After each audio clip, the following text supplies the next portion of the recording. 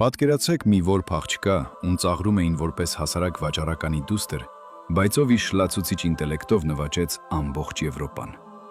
Երբ 16-րդ դարում 14-ամյա Եկատերինա Մեդիչին Ֆլորենցիայի ժամանեց Ֆրանսիա արքունիքը, նրան դիմավորեց սառնությամբ եւ արհամարանքով։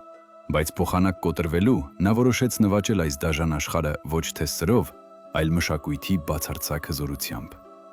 Եկատերինան Ֆրանսիա բերեց իտալական վերածննդի իսկական լույսը, ներմուծելով պատառաքաղի օգտագործումը։ Նրբահամ մակարոնները, շքեղ օծանելիքն ու անգամ կանանց կողմնային նստելաձևը ձիավարելիս։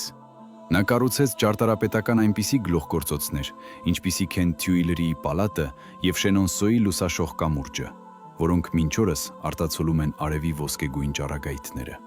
Տղամարդկանց արյունահեղ պատերազմների փոխարեն այս հանճարեղ թագուհին ստեղծեց այսպես կոչված թռչող էսկադրիլյան, Եվրոպայի ամենագեղեցիկ եւ խելացի կանանցից կազմված դիվանագիտական մի խումբ, որոնք շքեղ պարահանդեսներում եւ բալետային ներկայացումներում հավաքում էին պետական գաղտնիքներ եւ կանխում ապստամբությունները։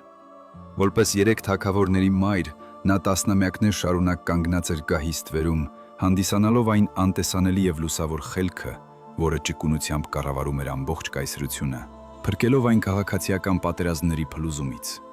Եկատերինան ապացուցեց, որ էլեգանտությունը, գիտությունը եւ կանացի ճկուն միտքը կարող են զինաթափել ցանկացած թշնամու եւ ավելի զորեղ լինել, քան հարյուրավոր բանակները։ Եթե ուզում ես բացահայտել պատմության ամենաշլացուցիչ եւ ոգեշնչող էջերը, չմոռանաս բաժանորդագրվել։